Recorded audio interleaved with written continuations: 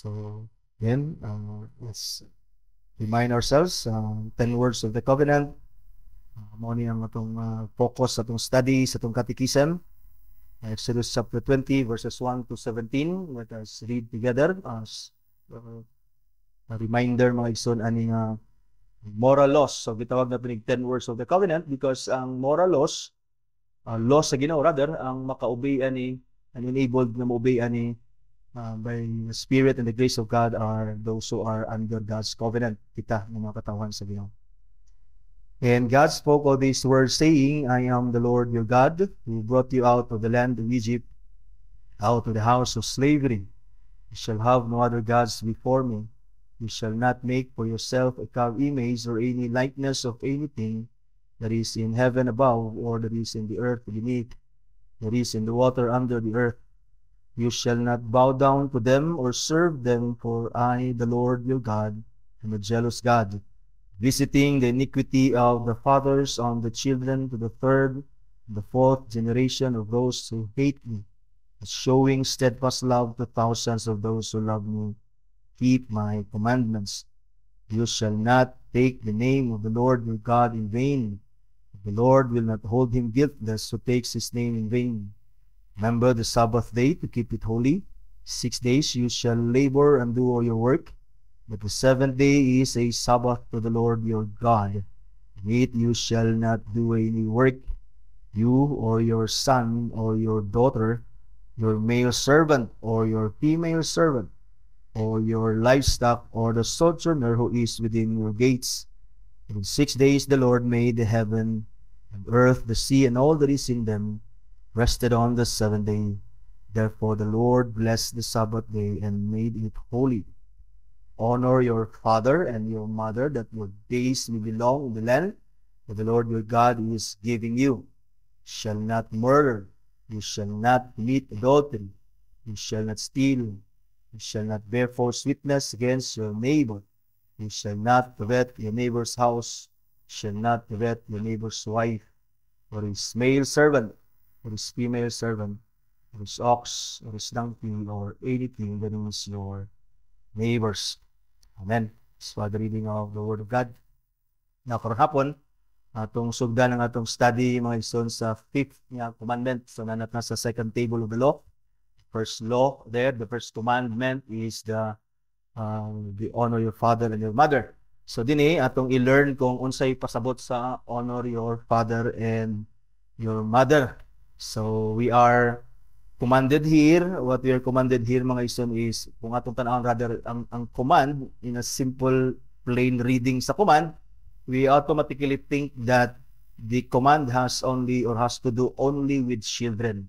Or, ang na-mention din is father, mother, and then die, that the order are the children. So, magunahon ta sa plain reading, children ra ang gi-command, but hindi mo ning ato ning studian, as we will see later on sa atong study, makita nato that not only the children and the parents even are commanded din sa fifth command, but all the superiors and inferiors, all the authority na command, and the subordinates and the subjects are commanded, or part na ay say parts sa commandment. In other words, ang commandment is for all of us, para ni sa ato tanan. Or one way or another, we are superior or inferior sa asa nga sphere sa life. And then, sooner or later, ang children would also become parents. So, in other words, kanitanan, even sa atong daily life, sa atong present nga situation, sa atong kinabuhi, we are under somebody. Diba? We are superior or we are inferior. So, naani nga relationship, mga igsoon, sa gitawag o gihulagway din as children and parents nga relationship. So, again, ang catechism, or rather, ang fifth command is not only for the children, but again, for all of us, as we will learn, mga igsoon.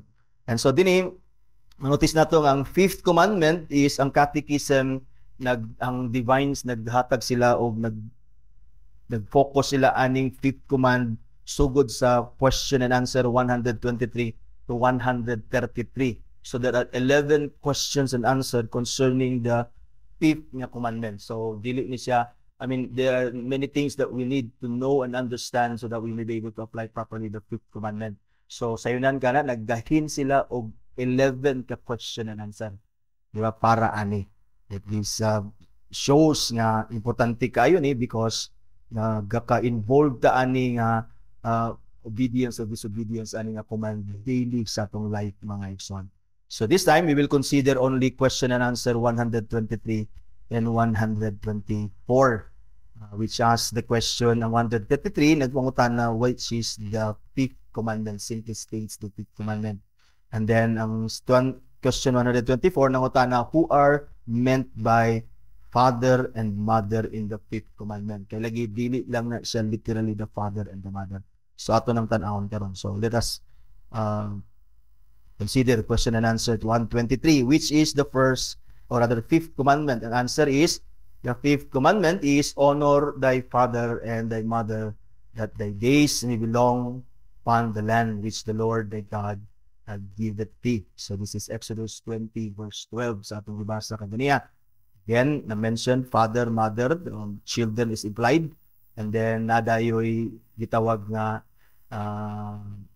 annex, reason annex attached. Attach we know that this annexes sa mga commands is ang purpose ani is to enforce gitawag nga obedience. So mayo kayo ang Ginoo kay nagbutang siya promises sa command that we may be encouraged to obey them. Diba? So gusto mong gud sa Ginoo nga mo-obey kita kay dili man gud ni ang only na sa atong sinful flesh and even sa unregenerate na state sa tao that ang law is garepel sa iyo. You go against the law. Hindi ka ganahan. But sa mga born again, to those who are in God, in Christ Jesus, so alive in spirit, diba, we love the law. That's why yung psalmist, kanunay niya gina-confess, I love the law, I love the law, I love the law. So muna siya. So and then in God's goodness that we may not only love the law but be encouraged to obey them. Nagbutang siya o mga annexes. So of course, we deal po ni sa other nga mga questions later on mga igsoon. So din if there is in other words, there is more to children and parents ani nga command. There is more to children and parents ani nga command. So more na siya ang 1 to 3 i-state lang ang simply i-state lang. Giagi lang sa mga definitions of pangutana. So atong focus karon nga hapon is nasa 124. Okay, to further understanding ning command, ang pangutana sa question 124 is who are meant by father and mother in the fifth commandment. Kinsay gipasabot sa father and mother sa command sa Ginoo sa fifth commandment. The answer is by father and mother in the fifth commandment are meant not only natural parents but all superiors in age and gifts, especially such as by God's ordinance are over us in place of authority, whether in family, church, and commonwealth. So muna itubag. So atong isa-isaho na mga ison, masabtan na ayo who are meant by the father and mother in the fifth commandment. So first is obvious, ayun dia, the father and mother in the fifth commandment are meant not only the natural parents, not only natural parents. In other words, not only the natural parents, in other words, natural parents first. So ang pasabot sa father and mother is the natural parents. Obvious na. Diba? So dili na ingon nga na although na pay lain meaning sa father and mother, but the very first meaning sa father and mother is father and mother. So father and mother, this is very obvious in the commandment. Father and mother, that is why we think of the first or the fifth commandment as for children, which is of course basically true or primary and literally intended po kani nga command is intended primarily, basically, literally for children. Ephesians chapter 6 verse 1 to 3, children, obey your parents in the Lord. So basically, when Paul writes to the church of Ephesus, giadresan ni Paul ang tanan, di ba? And so giadresan ni Paul din ang children to obey their parents. It is because ang fifth nga commandment that children obey your parents in the kanang command nga obey your parents, honor your father, mother, and mother is literally, basically, primarily intended for children. Obey your parents in the Lord, for this is right. Ngayon si Paul.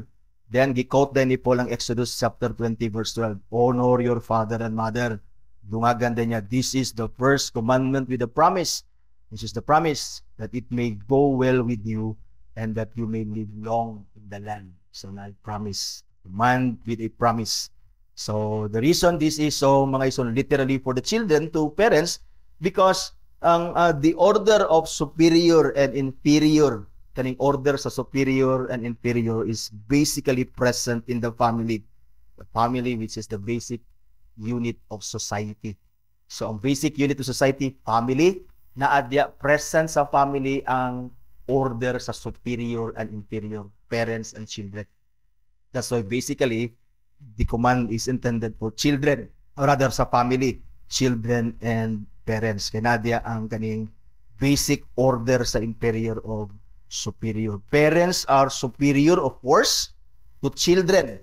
Although there are some children that thought na equal sila sa ilang parents or even higher sila sa ilang parents.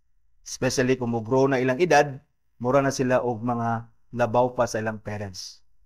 Sila na ang gatudlo, sila na igabadlong, sila na igapangasaba, sila na tanan. Nagbalik. Dili na siya pwede magbalik. Diba? So even here, makita nato that ang age matters, but when you grow old, your parents also grows old. Grow old sila. Manaingon ang magulang gina, ang mama gina, ang papa gina. Bisan pag mamama kag papa, ang imong mama gina ni imong papa. Dili na siya mausab na order.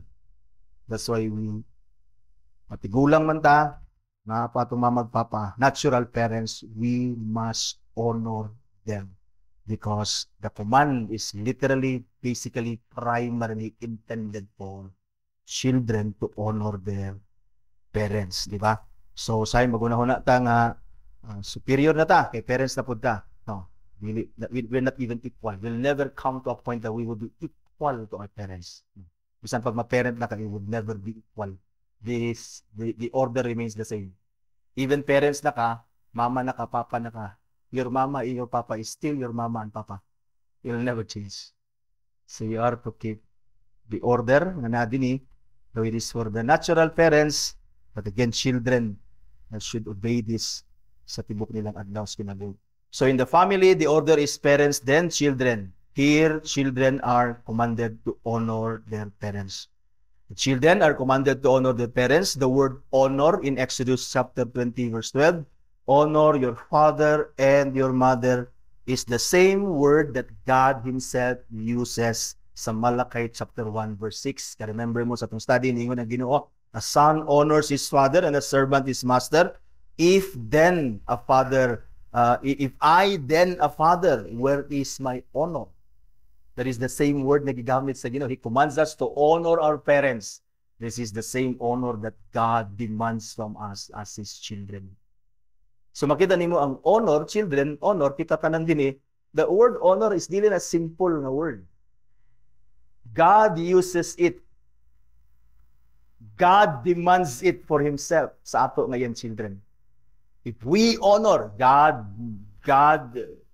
kumbaga, expects us to honor our parents, because ningon man siya din if a son honors his father, because a son, a child must honor his parents. Gi-expect na sa Ginoo.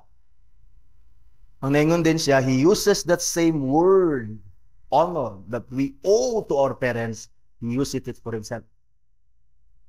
Because that word in Malachi o kaning sa Exodus 20 verse 12 literally means heavy. Heavy. The word honor means heavy. The word in Hebrew is kabod, translated as glory. Ang glory sa Ginoo is the heaviness of God. That's why when God demands us honor sa tong parents, ang honor ngadto sa Ginoo, gusto sa Ginoo, when we honor our parents, our mother, our father, and even God, what God means when He commands us to honor our father and mother, sa word nga honor means God wants us to acknowledge the heaviness. God wants us to acknowledge the weight. God wants us to acknowledge that is the importance sa imong parents sa imong life. Imo silang give-value ang ilang authority. That is the word honor means. When you honor your parents, you value their importance. Imong gihatagan sa Bisaya pag gitagaan nimo kabug-aton ang imong ginikanan, ang ilang mga commands, ang ilang instructions, ang ilang tingog, gitagaan nimo kabug-aton. Samara, when we honor God, that's heavy glory. That means we give God importance because He is God. In other words, when God commands us to honor our parents, we are to value them. If we fail to honor our parents, it is simply because we do not honor God also. If you honor your father, where is my honor? In other words, if we don't honor our father, we don't honor God, who commanded us or commands us to value them, to give them honor. There are children who honor their parents but not God. Na yung mga children, they honor their parents but they don't honor God. Wala sila Ginoo. Yung atheists, they are unbelievers. Pareha sa Malakay 1:6.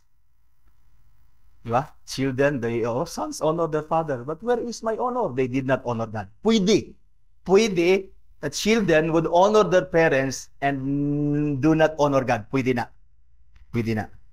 But there is no such thing as children who truly honors God yet do not honor their parents. No such thing. Nakuha mo kong point? Na ay children nga mo honor sa parents, not honoring God. But there is no such thing as children truly honoring God without honoring their father and mother. No such thing. There is no such thing because to truly honor God is to obey His command to honor our parents.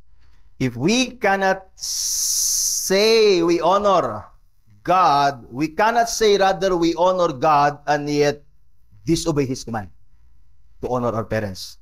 In fact, our obedience to His command is a manifestation not only of our love for God, but as our acknowledgement that He is far superior to us, thus we obey God. And so, we cannot honor God by not honoring our parents. My point is, kita nga naa sa Diyos, kita that are in Christ, children of God, we honor God. Don't we? And then, do not fail to honor your parents as well. So literally din ang father, mother are the natural parents. Let us honor our parents, show them how you value them, how important they are to you. Love them and express your love for them. Because atong na-learn kaganiya, love and actions are inseparable. If you love your parents, you show them how you obey them. You follow them. Do good things sa ilaha while they are still around. They are a blessing to us for a time. You know, our parents are a blessing to us for a time. To some, such time is long enough to ignore them. And to some others, such time is so short to enjoy them. Nakuha niyo mo pasagot? Ako ni siya na-formulate nga statement because I miss my parents. I miss them. I realized that their blessing is for a time. For a time. I was at the age, ilagay ko namatay si Papa. 40s pa ko ba? I was in my 40s when my father died. That was, I only had 40 years to enjoy him. Siguro mga Muna ibuot 1 to 5, muna ibuot 6. Siguro mga yan. And to some, matay lang papa, matay lang mama, they were still young, not enough to enjoy them. So they're a blessing for a time. Be thankful to the Lord, honor them, love them, show how you value them. Because they'll never be around forever. They'll never be around forever. Some of us, we become parents and our parents are gone. Blessing pa kayo sa ilang sister na they become grandparents and then their children become si Sister Sophia na inyong parent, they are still around. is still around. Sana sa akong prayer nga when my children will have children, hopefully enough ako. But again, sa time or long enough sa uban nga tungod sa kataas, gina-ignore na nila ilang parents, they don't honor the parents, to some short kayo, na-miss nila, di ka nila ka-enjoy ilang parents. But again, the Lord has commanded us. He commanded us, literally all of us. If you have still parents, you are still under such authority as natural authority ni mo parents. So, sa tigulang na sila, na kay mama na kay papa, na kay apo, so long as buhi pa yung mama magpapa, continue to honor them. Continue to value them. Ayaw sila singag-singagi, ayaw sila kanang kasabaan, ayaw sila value them. Tagaig kabug-aton ang ilang presence, ilang relationship, ilang commands, ilang mga tambag, ang tanan. Even the Proverbs nagpuman sa tuwa to listen to the words of our father or mother. Di na to i-disregard ang ilang mga instruction. So, because literally, basically, primarily, ang fifth command is intended for children. They are to honor their father and mother as they honor God Himself. Second, mabura kayo, who are meant by father and mother in the fifth commandment. First, ito, natural parents. Literal na. Second, the all superiors. Second, the all superiors. Ang pasabot sa father and mother, matod pa sa ito ang answer, father and mother in the fifth commandment are meant not only natural parents, but all superiors. All superiors. All superiors din manotice nimo, all superiors. Kinsa nang nagibutang sa Ginoo ibabaw sa imo sa bisag asa nga spheres sa life. Nagigibutang sa Ginoo nga ibabaw sa imo. Di ba? So, all superiors din number one, sa atong answer, ingon diya, all superiors in age. In age. All superior in age simply means those who are older than you. Simple. Kana day honor your parents and mothers includes honoring those who are labaw, magulang sa tuwa. Dili man kanako mama papa, pero magulang pa man kasako na ay pagrespeto, na ay pag-honor mga igsoon. Our superiors in age are included sa fifth nga commandment as seen in Paul's exhortation to Timothy, mga igsoon, in 1 Timothy chapter 5 verse 1 to 12, 1 to 2 ningon si Paul, do not rebuke an older man, but encourage him as you would a father. He may not be your father, pero magulang man siya sa imo. Labaw na kay gulang pa siya sa imo. Ayaw so basta-basta hagpadungon na nimo siya kay pastor lugar ta Timothy. Ayaw, isipa siya nga imo siyang i-rebuke as you would a father. In other words, with respect and honor. So kita tanan din we must respect katong magulang sa tuwa. Ningon din siya, younger men as brothers. In other words, bisan pag imong magulang, consider as fathers, your younger men as brothers. Ingon din siya, older women as mothers. And younger women as sisters in all purity. Leviticus chapter 19 verse 32, you shall stand up before the gray head and honor the face of an old man, and you shall feel your God, I am the Lord. Kini nga kuman ba, kita nga mga Pinoy, murag pasar kay taan. Kita nga Pinoy, di ba? Kita nga mga Pilipino, murag seems natural kay sa ato. In fact, awkward sa to to call people older than us by their names. Awkward sa to di ba? Kita nga Pilipino, sobrang kita kasuod. Angkol nato ng nasdalan, hindi na to kaila, say tawgon ko sa mga batag, angkol, di mo na ko ni pagumangkol, and yet they call me uncle.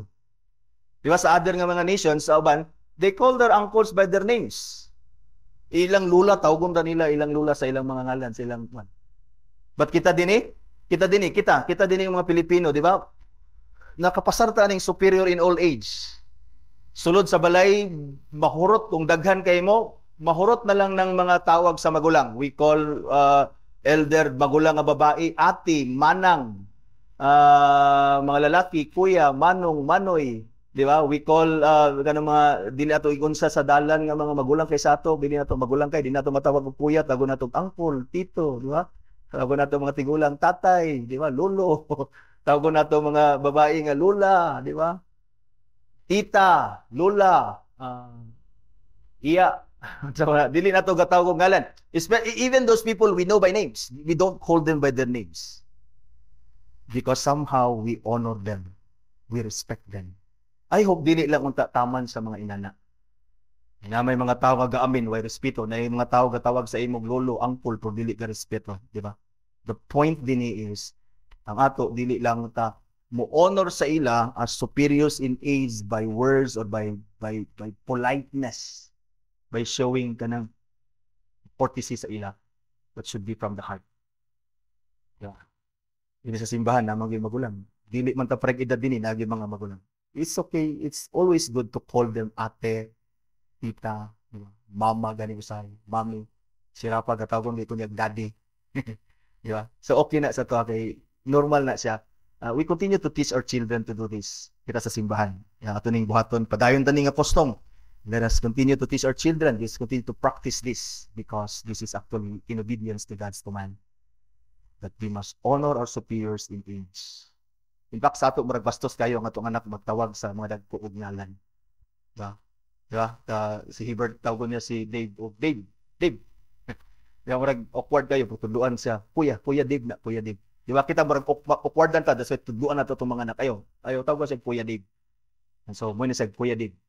So, mo ni siya Dave. Diba? O Jacob. Jacob mo yung tawag ni Jacob. So, sakto na, atong mga anak, tudluan na to sila sa pagrespeto sa mga magulang sa ila. Even si Paul nag-instruct ng Timothy na atong i-honor ang mga older men, older women, older na mga sisters sa simbahan. Right, so the second superiors na i-mention dia is superior in age and in gifts. Superior in gifts. Si boss ningon siya, this means that those who have been endowed by God with special ability and skills in any part or in any particular department of life or line of human effort. So nagi mga tao mas abiliran sa tuwa. That's why kung maghugpong ang mga panday, nagi na mas forman. Di ba? Nagi forman? Di ba? Nagi mas abilidaran. Kanang forman panday, po na siya, pero naa siya mas skill nga mas. So kung ikaw nga panday nga imong level, panday ra gid imong skill, irespeto ang imong superior nga forman. Kasi mo na ipasabot ini sa gifts. In fact, Genesis chapter 4 verse 20 to 22, na yung mga tao din nga gitawag sa Bible og father, and yet biologically dili. Ahad bore Jabal, he was the father of those who dwell in tents. They were called fathers because probably skillful kay sila nga maghimog mga tulda, hanggang na known siya as a father of making tents. And then his brother's name was Jubal. He was the father of all those who played the lyre and the pipe. Skillful sila ani. So muna kung mga musicians magtigom, kung imong abilidad dagit katrabing yan na may konduktor, di ba? Katong konduktor, skillful na siya sa tanan. So still, even sa orchestra, you have to honor. Di ba? Makita nimo ang buto-sabot sa skill, nagi mga tao gibutang sa Ginoo ibabaw sa to nga more skillful than us. So we need to honor them. We need to honor them. In other words, naag yun ni nga superior sa life nato that we need to honor. Genesis 45 verse 8, so it was not you who sent me here, but God, He has made me a father to Pharaoh. Si Joseph nagingon, iyang ginanya maison, it was not you who sent me to Egypt. It was God who sent me para mahimo kong father ni Pharaoh. We know nga si Joseph was way younger than Pharaoh. But Pharaoh acknowledged this. That's why he made Joseph the governor of the land. Lingon siya, only in my throne, labaw ko sa inyo. Kaya na may pride naman. Pero sakto man po. Pero ngayon siya, i-acknowledge niya nga si Joseph is more skillful, more gifted than him as Pharaoh. That's why he acknowledged him as his father. Kasi makita niyo because nagi mga tao ang ibutang sa Ginoo sa ato nga more skillful. Are honoring these gifts or these gifted people in all departments of life are our expression of our gratitude to God for bestowing life with these gifts that we need in our existence. And even we need as well to put order sa atong life. So ayaw kasuko nga nay mas maayo pa sa imo nga gifted. Gituyo na sa Ginoo para nga mag-system properly, ug nay order properly sa bisan asa pa nga dapat department sa life. Dili ba maayo sa eskwelahan dito nga nay mas labaw sa imo? Imagine nga puro mo labaw. Puro mo superior. Imagine sa balay puro mo mama diya, puro mo papa. Imagine sa any sa other sphere sa imong life ba, imagine nga wala na nag-exist na superior inferior. Gubot walay order. Walay order. You see, so let us be thankful to the Lord. Let's honor them. Let's honor these people na gibutang sa Ginoo sa tuwa because that is God bestowing us these good things in life. Blessing is sa tuwa that they will continue to exist with ease and na order sa atong kinabuhi. Parents, for example, have gifts, even natural gifts, to care for their parents. That's why we honor our parents, not only in terms of age, but in terms of gift. Because ang parents na sila abilidad nga wala sa children. Children, when they grow up, when they become parents, aya pa sila makabaton anak nga ability, anak nga natural ability and gifts sa Ginoo.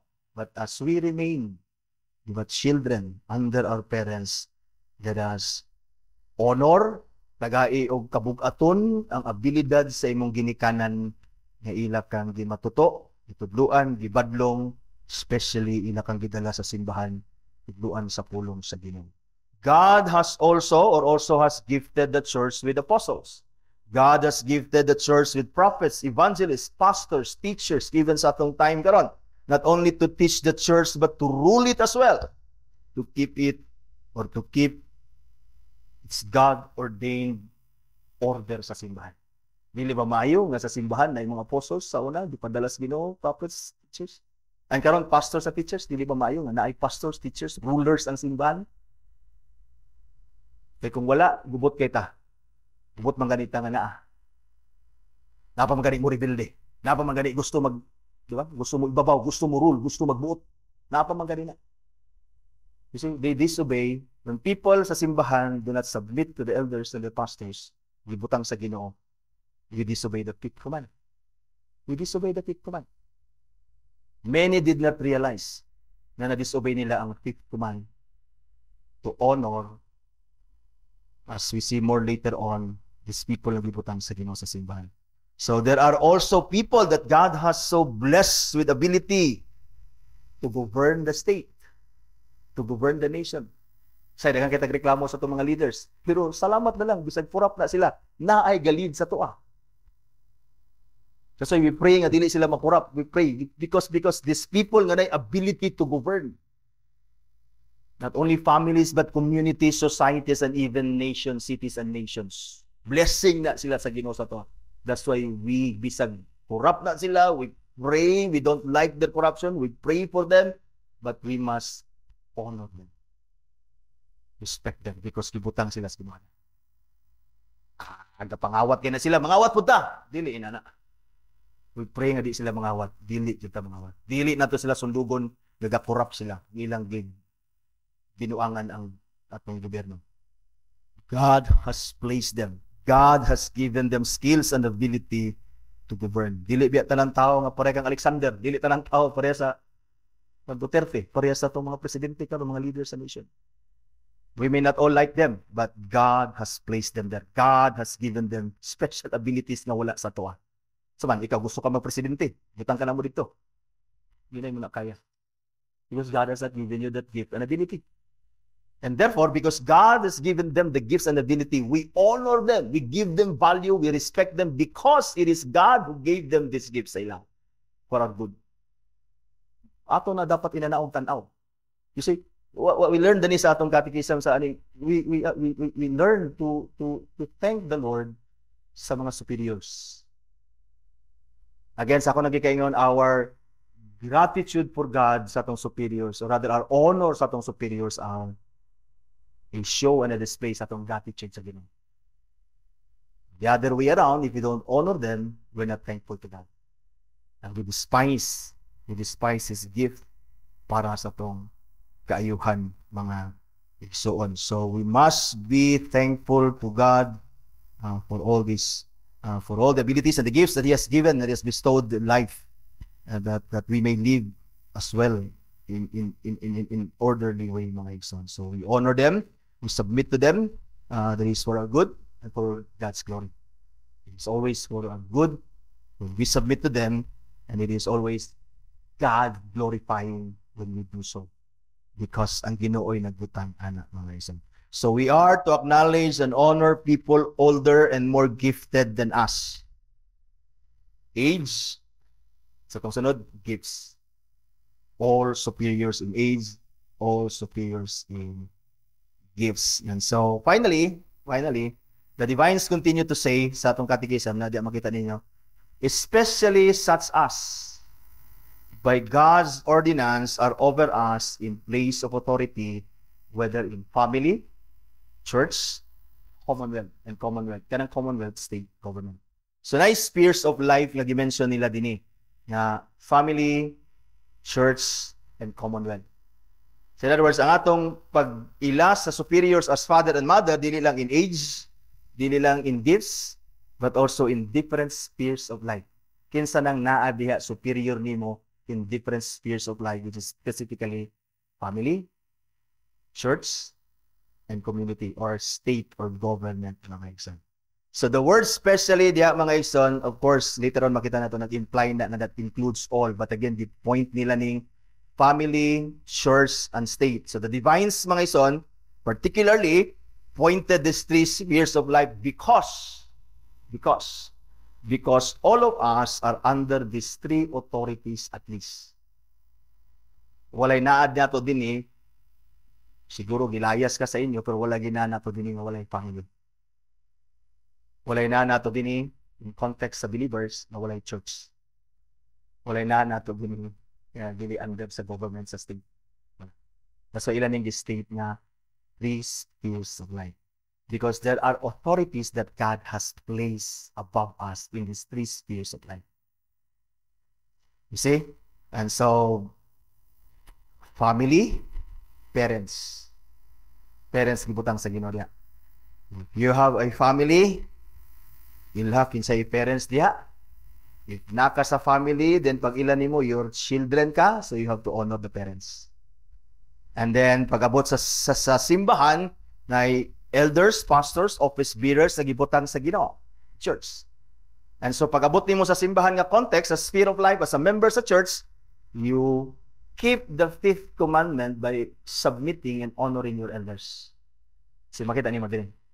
That's why we man taganahan, say di taganahan sa tong parents, kay di man sila perfect, usay mas bright pa ta sa ila, kay nakagraduate ta kay sa ila, usay mas abilidaran pa ta sa ila, kay gibutang ta sa Ginoo sa gobyerno, asa ta gipambutang sa Ginoo, but still atong ilhon sa sulod sa simbahan, o even sulod sa panimalay, ang order sa Ginoo. Kinsay superior gibutang sa Ginoo sa imo. Find yourself as an inferior, obey the fifth commandment. Honor your father and mother. In other words, honor your father and mother sa family, sa church, honor your elders, honor your pastors, honor the office bearers sa church. Di ba? Kaya mo man ay order gibutang sa Ginoo. As we honor them, we honor who? We honor God. And then pagabot dayon sa gitawag og under the authority sa government, we have government leaders. We must honor them. Di ba? Din sa ato natay mga barangay captain. Say ato na lang yan, barangay captain na barangay ano na dili. We honor them. We respect them because gibutang sila sa Ginoo. See? So di lang sa age, di lang sa gifts, but in this particular three spheres of life, mga ison, we must keep the fifth commandment because as we honor them, we honor God.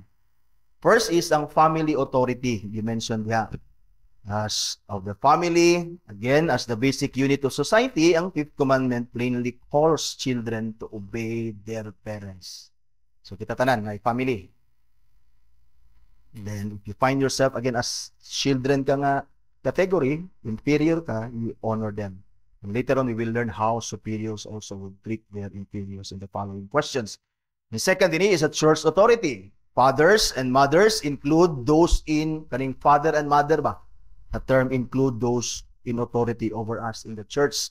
For example, si Elisha, called Elijah my father in the Old Testament. Diba? When si Elijah, gikuha siya sa Ginoo, mga ison si Elisha, ningon siya, he saw it and cried sa 2 Kings chapter 2 verse 12, siya, my father, the chariots of Israel and his horsemen, and he saw him no more. In other words, si Elisha, under Elijah, yung gitreat si Elijah as father. Even he called him father. In other words, he honored him as his superior sa context sa church, sa context sa ilang spiritual na life. Si King Josiah, si King Joash is king. And then si Elisha, he called him father. You see, 2 Kings chapter 13 verse 14, sa pagkamatay ni Elisha, yun din when Elisha had fallen sick with an illness of which he was to die, Joash, king of Israel, went down to him and wept before him, crying, my father, my father. You see, because yung mga spiritual leaders nato, ibutang sa Ginoo sa church, they are superiors to us that the Lord has placed. They are considered father and mother. In other words, we honor them, we respect them. Ayog awat anang uban nga di mo respeto pastor kay mas right. Di mo respeto elders kay mga elders marag gado kani uses. Ayaw ana. Kay nato dinhi ang mga apostles kung sila gibutang nato pastors dinhi mga mangingisda dito, mga uneducated dito. Kung muna imong basihan sa imong pag-honor because ay na nagasong. Although we honor those gifted sa tuwa, but we honor those whom the Lord has placed authority over us, sa family, sa church. And though even sa New Testament, Paul refers to himself as a father, even as a mother to the believers in the New Testament church. For example, 1 Corinthians chapter 4, verse 13, for though you have countless guides in Christ, you do not have many fathers.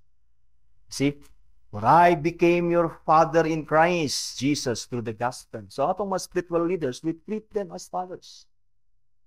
That's why we honor them. We give weight sa ilang presence sa atong life, involvement sa atong life. And when we do so, we obey the fifth commandment. 1 Thessalonians 2:7, ingon si Paul, but we were gentle among you like a nursing mother, taking care of her own children. Kasi ang atong mga elders sa simbahan, itong mga lalaki na sila pulos, but they are as fathers and mothers to us. Because they also care for us like a nursing mother, mga igsoon.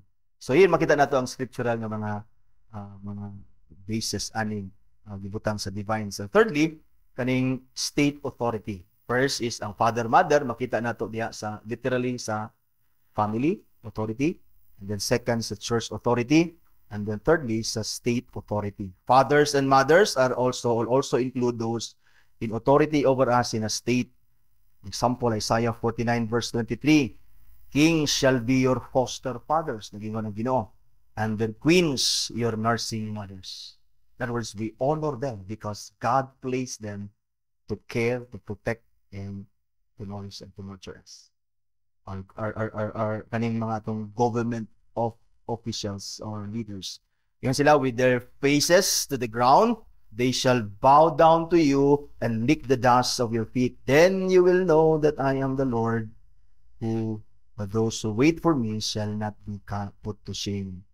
In the New Testament, example sa Romans 13 verse 1, let every person be subject to the governing authorities. Yun si Paul. For there is no such authority except from God. And those that exist have been instituted by God. Meaning, atong gobyerno, natay mamagpapa. Our leaders sa government, they're our mothers or fathers. We treat them as such. In other words, we honor them. Besides, they are not as good as what we want them to be, but still, that does not give us the license to dishonor them. Because when we do so, we violate God's command. Yeah. And so, magampotas Ginoo nga tagantas Ginoo mga leaders sa gobyerno nato nga mga righteous, diba, mga God-fearing. Because when we do not pray, then or kita pod when we don't submit to our government, kita pod mahimong mga lawless nga mga tao, not honoring God, ang Ginoo pod even siya mismo magbutang og mga leaders sa gobyerno to punish us. Magbutang po siya mga corrupt diya para pod nga mabadlong punta, di ba? So that's why si Paul, yun siya, let us pray for all. Pray for all. Pray for the kings, pray for our leaders, pray for everyone, especially those in authority, so that we'll be able to live a Christian life peacefully. Mabuhi ka sa society ba? Na, mindo. Diba? So mag-amputa sa itong kapitan, amputa sa itong gobyerno. We honor them as we honor our parents, because sa fifth commandment, they are considered as superiors to us, that we owe honor unto them, mga son. So here we are to honor all our superiors in life. Nadan gusto tiga, especially such as by God's ordinances over us in place of authority. Dimension din particularly family, church, and commonwealth or state.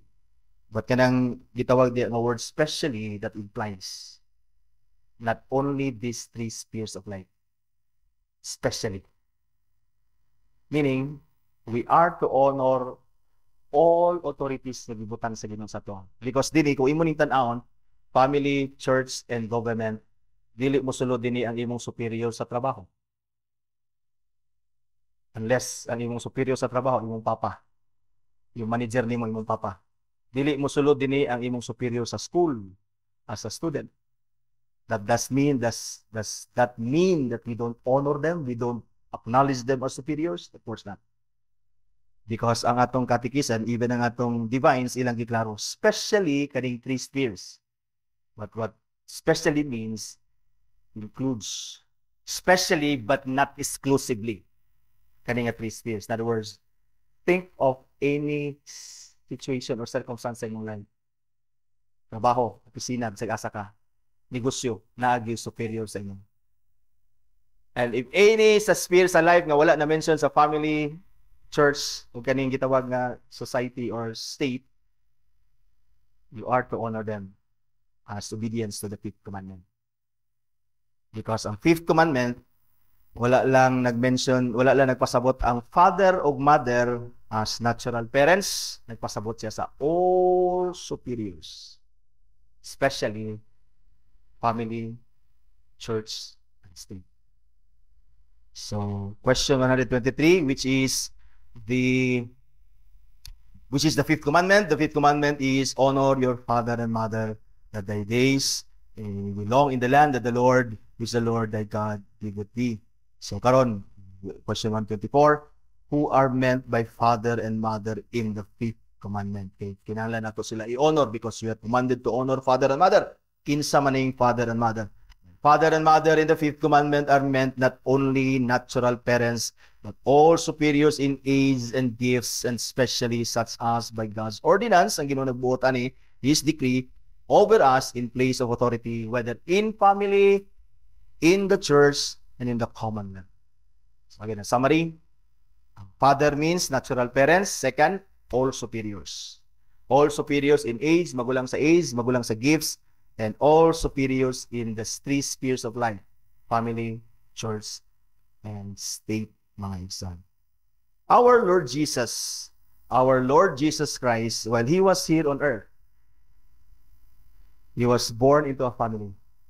Because ako nagkakaingon, isulti niya po man is because all of us belong ani nga sphere. Si Christ, He was born into a family. He was in the church, na siya synagogue. And we know sa gospel nga si Jesus, He honors the synagogue ruler.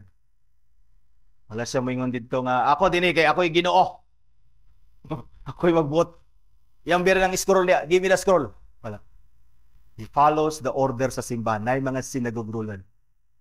He is here to teach. So he's here as a word of God. Haya pa na sila mutingin. Diba? Yatag sa yung scroll, and then he read the scroll. Even si Jesus, nasa family, nasa church. And we know nga si Jesus, He submitted to the commonwealth of Israel, to the government even sa mga Romans. Si nasa family, nasa church, nasa government nga nahimo siyang nailalong. And note, brothers and sisters, that He submitted to His earthly parents, He submitted to the synagogue rulers, He submitted to the governing authorities of His time. In other words, our Lord Jesus Christ indeed fulfilled the law on our behalf. Iyan ang gifulfill in our behalf. Thus, as one united by faith unto Christ Jesus, let us walk like our Lord Jesus Christ. Let us walk like Him, obeying, honoring, submitting Himself under all superiors, be it in the family, the church, and in the government. Ako nagipakita sa inyo because truth is, Jesus submitted to all superiors. Truth is, He is superior of all. He is superior of all. Diba, He has the reason na di siya mo submit sa iyong papa at mama because He is superior to His father and mother.